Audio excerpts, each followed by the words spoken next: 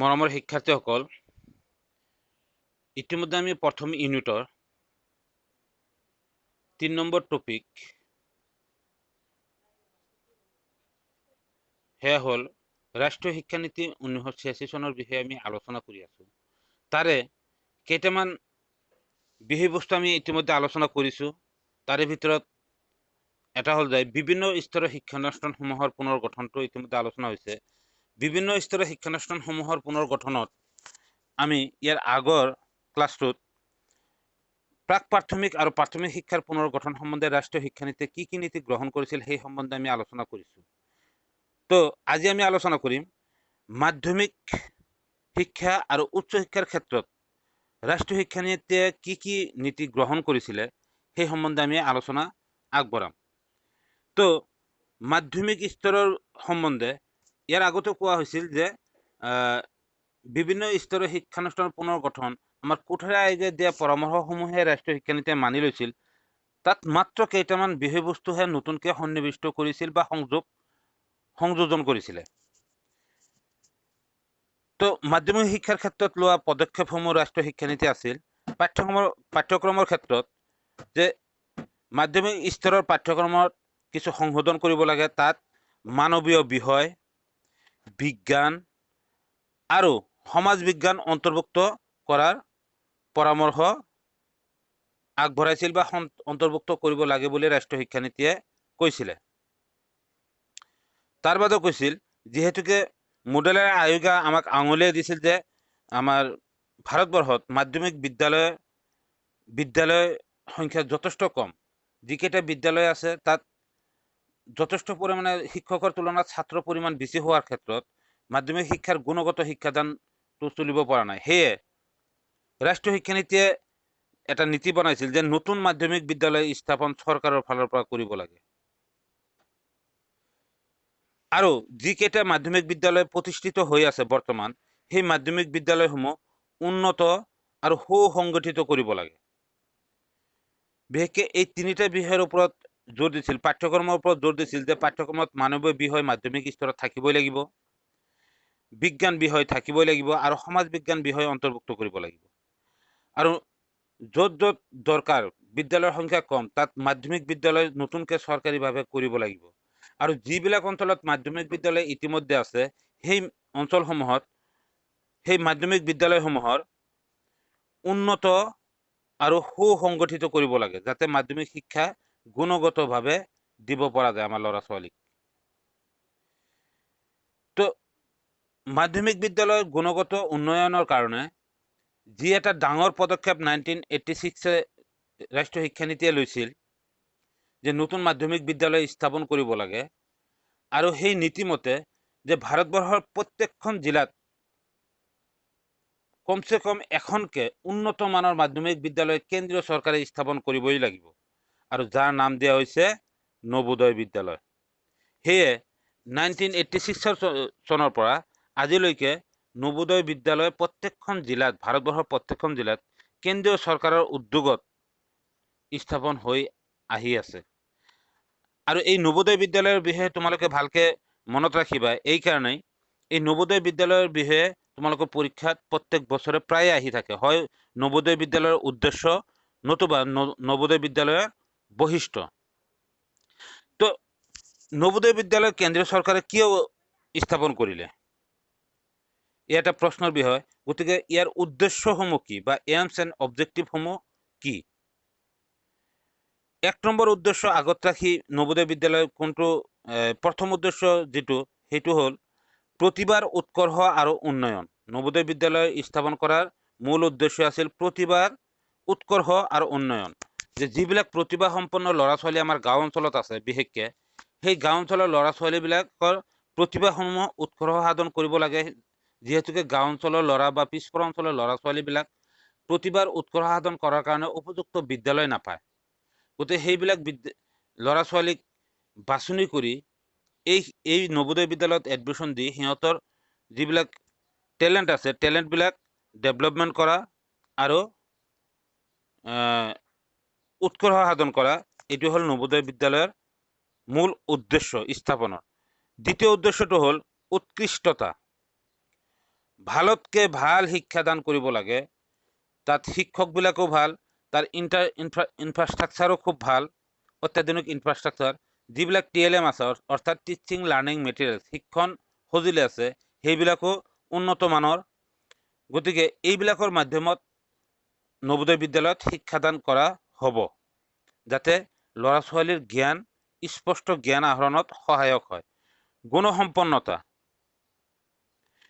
নবোদয় বিদ্যালয় আন এটা উদ্দেশ্য আগত ৰাখি স্থাপন কৰিছিল, সেয়া হ'ল যে গুণসম্পন্নতা, যে ইয়াত যিখিনি শিক্ষাদান কৰা হ'ব সৰ্বগুণ সম্পন্ন ব্যক্তিবিলাকে ইয়াতে শিক্ষকতা কৰিব, যাৰ কাৰণে নবোদয় বিদ্যালয়ৰ শিক্ষকবিলাক নিয়োগ কৰোঁতে সৰ্বভাৰতীয় পৰ্যায়ত আটাইতকৈ ভাল ভাল শিক্ষকবিলাকে ইয়াত নিয়োগ কৰা হয়। সামাজিক ন্যায়। নবোদয় বিদ্যালয়ৰ স্থাপনাৰ আন এটা উদ্দেশ্য হ'ল সামাজিক ন্যায় প্ৰদান কৰা, অৰ্থাৎ যিবিলাক ল'ৰা ছোৱালী বিভিন্ন কাৰণত শিক্ষাৰ ক্ষেত্ৰত অৱহেলিত হৈ আছে, বৰং সিহঁতৰ মাজত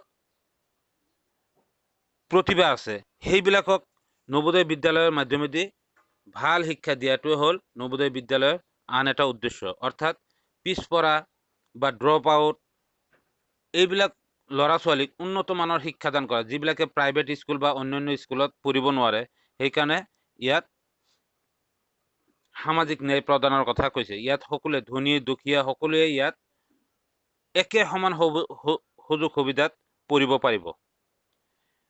5 নম্বৰ যিটো উদ্দেশ্য আগত ৰাখি নবোদয় বিদ্যালয় স্থাপন কৰা হৈছে, সেয়া হ'ল যে দেশৰ সংহতি ৰক্ষা কৰা। অৰ্থাৎ নবোদয় বিদ্যালয়ত দেশৰ, আমাৰ ভাৰতবৰ্ষৰ সকলো ল'ৰা ছোৱালী, সকলো ধৰ্মৰ ল'ৰা ছোৱালী ইয়াত পঢ়িব পাৰে। গতিকে গোটেই ভাৰতবৰ্ষৰ যিখিনি বিভিন্ন ধৰ্মাৱলম্বী, কৃষ্টি সংস্কৃতিৰ লোক, সিহঁতে একেলগে থাকি যেতিয়া পঢ়া শুনা কৰিব, সিহঁতৰ মাজত এটা ইণ্টিগ্ৰেশ্যন বা সংহতিৰ সৃষ্টি হ'ব, যাৰ দ্বাৰা ভাৰতবৰ্ষত আমাৰ নহ'ব,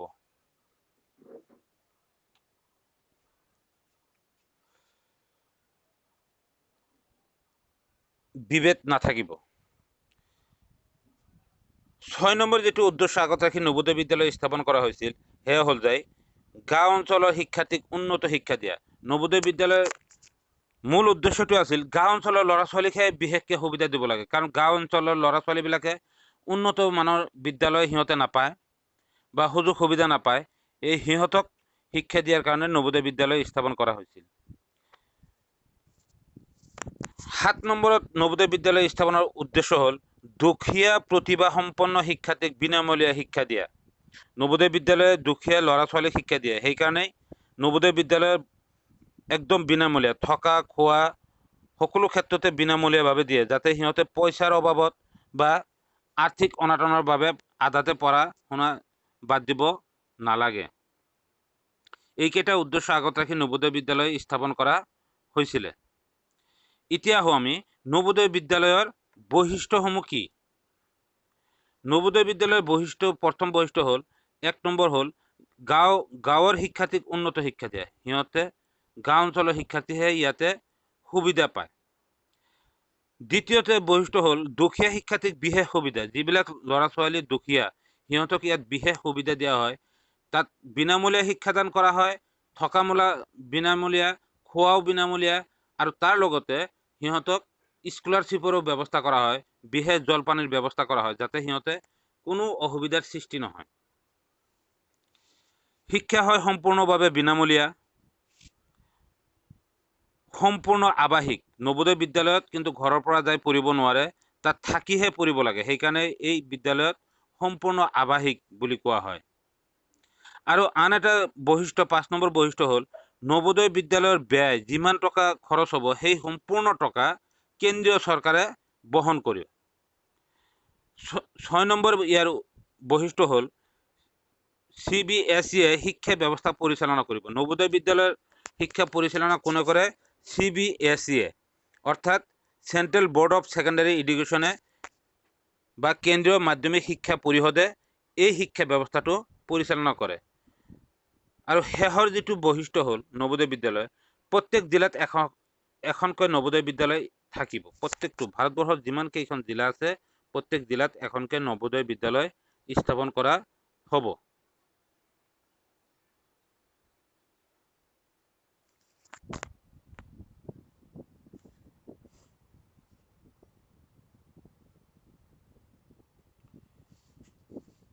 মাধ্যমিক শিক্ষাৰ ক্ষেত্ৰত আন এটা গুৰুত্বপূৰ্ণ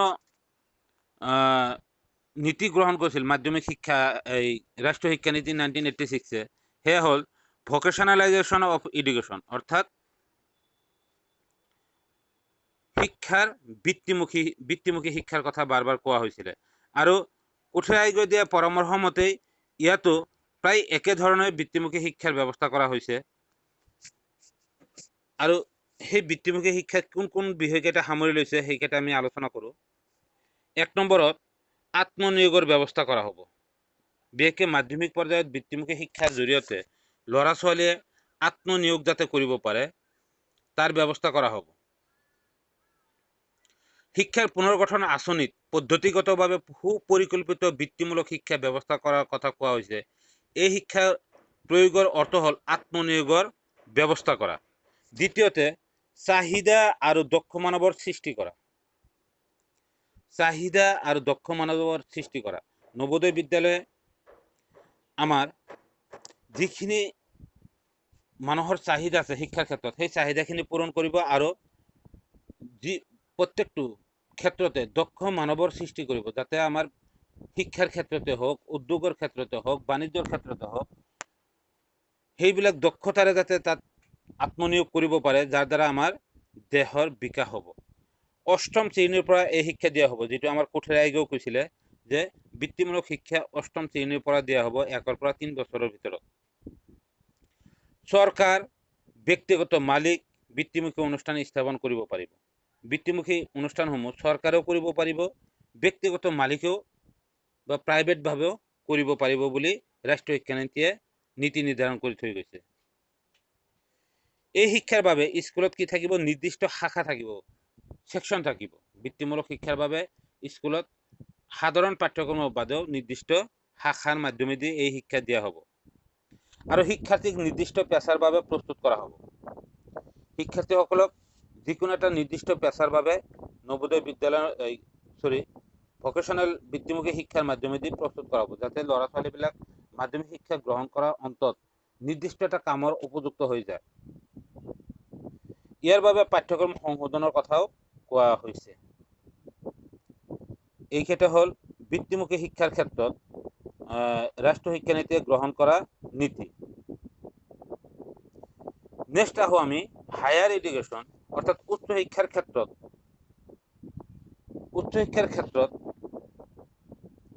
কি পুনৰ্গঠনৰ ব্যৱস্থা কৰিছে ৰাষ্ট্ৰীয় শিক্ষানীতিয়ে। উচ্চ শিক্ষাৰ ক্ষেত্ৰত কি পুনৰ্গঠনৰ ব্যৱস্থা কৰিছে ৰাষ্ট্ৰীয় শিক্ষানীতিয়ে, সেইকেইটা হ'ল 1 নম্বৰ পুনৰ্গঠনৰ ব্যৱস্থা কৰিছে, সেয়া হ'ল যে মুক্ত বিশ্ববিদ্যালয় আৰু দূৰশিক্ষাৰ ব্যৱস্থা। ৰাষ্ট্ৰীয় নীতিৰ ফলতে আমি বিভিন্ন মুক্ত বিশ্ববিদ্যালয় দেখিবলৈ পাওঁ, যেনে ignore, Indira Gandhi national open university, বা আমাৰ আইডল যিটো আমাৰ খাৰপিটা কলেজত চলি আছে, বা কৃষ্ণকান্ত সন্দিকৈ মুক্ত বিশ্ববিদ্যালয়, এইবিলাক আহিছে আমাৰ ৰাষ্ট্ৰীয় শিক্ষানীতিৰ ফলতে, যাৰ দ্বাৰা উচ্চ শিক্ষা সকলোৱে গ্ৰহণ কৰা সহজলভ্য হৈ পৰিছে। উপাধি নিয়োগৰ পৰা বিচ্ছিন্ন, এটা ডাঙৰ পদক্ষেপ হাতত লৈছিল, যাতে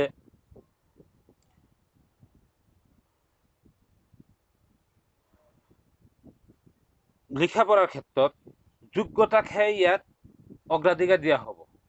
যে উপাধি নিয়োগৰ পৰা বিচ্ছিন্ন অৰ্থ হ'ল এইটো যে ইয়াৰ আগতে শিক্ষক নিৰ্বাচনৰ ক্ষেত্ৰত স্বজন তোষণৰ আশ্ৰয় লোৱা হৈছিলে, যে অমুক MLA ল'ৰা, অমুক লিডাৰৰ ল'ৰা, সিহঁতক চাকৰি হ'বই লাগিব, এতিয়া যোগ্যতা থাকক বা নাথাকক।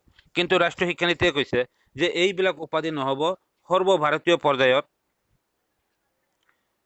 যিকোনো বৃত্তিৰ বাবে যোগ্যতা ভিত্তিত পৰীক্ষা লোৱা হ'ব, যেনে আমাৰ টেট, CTET বা UPSC বা SCS, এইবিলাক পৰীক্ষা লোৱা হ'ব। যিবিলাকে পাছ কৰিব যোগ্য সেইবিলাককহে চাকৰি দিয়া হ'ব, বাকীবিলাক যিবিলাক যোগ্য নহয় সেইবিলাকৰ কাৰণে কোনো চাকৰিৰ ব্যৱস্থা নাই। সেইকাৰণে কৈছোঁ উপাধি নিয়োগৰ পৰা বিচ্ছিন্ন। গ্ৰামীণ বিশ্ববিদ্যালয় প্ৰতিষ্ঠা, এটা ডাঙৰ কথা কৈছিল। গ্ৰাম্য